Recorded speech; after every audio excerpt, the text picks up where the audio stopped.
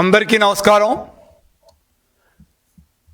దేశంలో ప్రపంచంలో ఉన్నటువంటి హిందువులందరూ కూడా ఎంతో పవిత్రంగా భావించి జరుపుకునే పండగే వినాయక చవితి.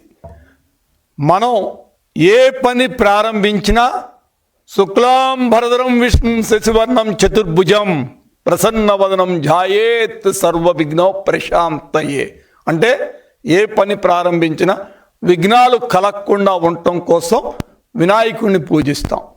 అది భాద్రపద శుక్ల చతుర్దశి నాడు వినాయక చవితి పర్వదినం. వినాయకుడికి ఎంతో ప్రీతికరమైన రోజు. ఆ రోజున ప్రపంచంలోని హిందువులు అందరూ కూడా ఈ వినాయక చవితిని ఎంతో వైభవంగా జరుపుకుంటాం. అనేక మండపాలు వేసుకొని ప్రతి ఊరిలో కూడా ఒక మండపం, చిన్న పల్లెటూర్ల దగ్గర నుంచి సిటీలు, ప్రతి చోట ప్రపంచంలో అన్ని చోట్ల కూడా వినాయక చవితి చాలా వైభవంగా జరుపుకుంటాం. దానిలో రకరకాల అష్టోత్తరాలు, దేవుడి అష్టోత్తరాలు సహస్రనామాలతో మారు మోగుతూ ఉంటాయి వినాయక చవితి మండపాలు. ఎందుకంటే భక్తి విశ్వాసాలకు అది ఒక నిదర్శనం. మన భక్తిని మనం చాటుకుంటాం, ఎంతో పవిత్రంగా వినాయక చవితి చేసుకుంటాం. కానీ ఈ వైసీపీ మనుషులు నందిగామలో మొన్న వారు చేసినటువంటి ఒకటి చూస్తే ఎంతో బాధేస్తుంది. ఇప్పుడు దాకా దాని మీద జగన్మోహన్ రెడ్డి గారు ఎటువంటి ఖండన కూడా చేయలేదు. వినాయక చవితి మండపాలలో వాళ్ళు చేసిన విధానం ఒక్కసారి మీరు చూస్తే మీకు అర్థమవుతుంది. వాళ్ళు చేసిన పని ఏంటంటే వినాయక చవితి మండపాలలో చికెన్ బిర్యానీ వడ్డించారు. చికెన్ బిర్యానీ వడ్డిస్తారండి? ఎవడన్నా మత్తుందా? చేస్తారా ఈ పనులు? ఎంతో పవిత్రంగా చేసే ప్రసాదం ఏ విధంగా ఉండాలి? ఒక్కసారి ఆ మీడియా చూడిన తర్వాత నేను మళ్ళీ మాట్లాడతాను.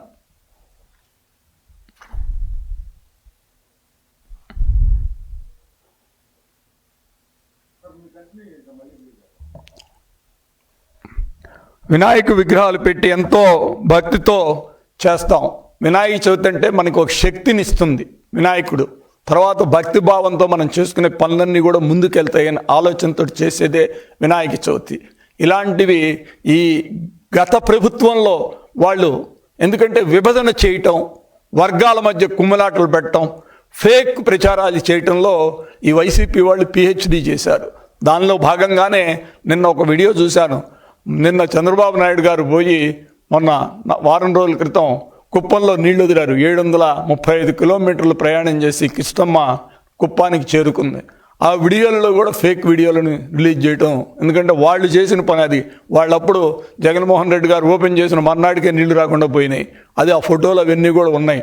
అలాంటివి తిరిగి ఎలాగే జరిగిందని చెప్పి ఫేక్ ప్రచారాలు చేయటంలో వైసీపీ వాళ్ళు చాలా పిహెచ్డి చేసి డాక్టరేట్లు కూడా ఇవ్వచ్చు.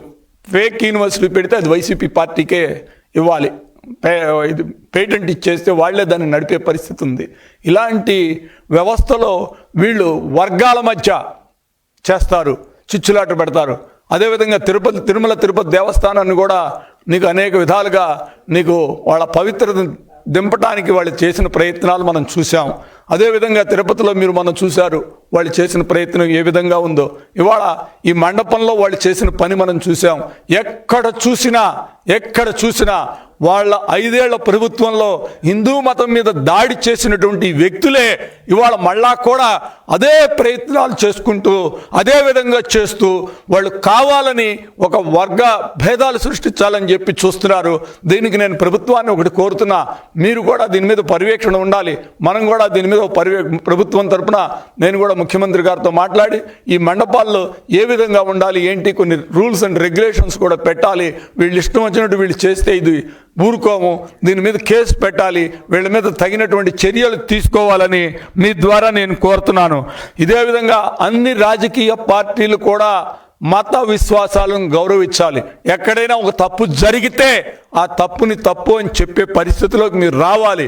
ఇవాళ మీరు దీని మీద జగన్మోహన్ రెడ్డి గారు ఎందుకు దీని మీద మాట్లాడరు? ప్రతిరోజు ఏదో కార్యక్రమం మీద మీరు మాట్లాడుతూనే ఉంటారు. ఇవాళ హిందువుల మీద వినాయక చవితిలో మీ పార్టీ నాయకులు, ఒక ఎమ్మెల్సీ గారు, ఒక మాజీ ఎమ్మెల్యే, ఇద్దరు నందిగామలో వారు చేసిన అపచారం గురించి మీరు ఎందుకు మాట్లాడట్లేదు అని మీ ద్వారా నేను అడుగుతున్నా. ఇప్పటికైనా మీరు నోరు తెరిచి అడిగిన తప్పుకి క్షమాపణ చెప్పండి. ఇక ఫర్దర్గా ఇలాంటివి జరగకుండా చూస్తామని చెప్పి మీరు మీ పార్టీ తరపున మీరు మాట్లాడాలి. ఆ విధంగా మీరు మాట్లాడకుండా ఇదే విధంగా నీకు మత ద్వేషాలు పెంచుకుంటూ పోతూ ఉంటే ఈ సమాజంలో ఇప్పటికే సమాజం ప్రజలు మిమ్మల్ని తిరస్కరించారు. ఎందుకంటే 151 సీట్లు ఇచ్చిన ప్రజలు మీకు 11 సీట్లు ఇచ్చారు. ప్రతిపక్ష హోదా కూడా లేదు. ఇవాళ ఎందుకు ఇవన్నీ జరిగినాయి? ఒకసారి ఆ రోజున మీరు హిందువుల మీద చేసిన దాడులు, దేవుళ్ళకు చేసిన అపచారాలు, అనేక రకాల కార్యక్రమాలు ప్రజలు విసిగి వేసారిపోయారయ్యా. మళ్ళా మీరు ఇప్పటికైనా మారండి. మీరు మారకుండా ఇదే ప్రయత్నంగా ఇదే విధంగా మీరు చేసుకుంటూ ప్రతిపక్షంలో కూడా ఉంటూ వర్గ ద్వేషాలను పెంపొందించడం కోసం ఈ విధంగా మీరు చేస్తుంటే, రెచ్చగొట్టే కార్యక్రమాలు చేస్తుంటే ప్రభుత్వం మాత్రం చూస్తూ ఊరుకోదు. అలాంటి వారి మీద తగిన చర్యలు తీసుకుంటామని కూడా మరొకసారి మీకు నేను తెలియజేసుకుంటున్నా. అదేవిధంగా ఆ వీడియోని ఇప్పుడు నేను నా ఫోన్లో మీకు నేను చూపెడతాను. ఒక్కసారి మీరే చూడండి. ఎందుకంటే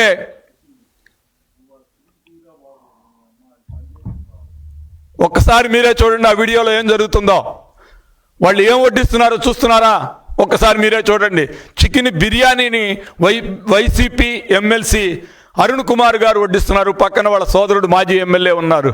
ఇదా మీరు హిందూ దేవతలకు, హిందూ మతం మీద మీకున్న గౌరవం, హిందూ దేవతలను మీరు గౌరవించే విధానం ఇదేనా?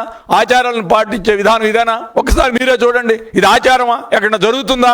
ఏ గుళ్ళోనైనా ఎక్కడైనా కానీ చికెన్ బిర్యానీ వండించి వడ్డన చేసే కార్యక్రమాలు జరుగుతాయా? ఈ దేశంలో, ఈ రాష్ట్రంలో ఏ మండపంలోనైనా ఇలాంటి జరిగిందా అని ఒకసారి మీ ద్వారా నేను అడుగుతున్నా. అంటే మీరే ఆలోచించండి. మీరు ఈ విధంగా చేస్తే ప్రజలు మిమ్మల్ని క్షమించరు. రాబోయే కాలంలో ఈ 11 సీట్లు వచ్చే అవకాశం కూడా లేదు. మీకు 0నే వస్తాయి. ఇలాంటి పనులను చేస్తే ప్రజలు క్షమించరు. అందరూ కూడా దీని మీద తీవ్రంగా ఆలోచిస్తారు. ప్రభుత్వం కూడా దీని మీద తగిన చర్యలు తీసుకోవాలని మీ ద్వారా నేను కోరుతున్నాను.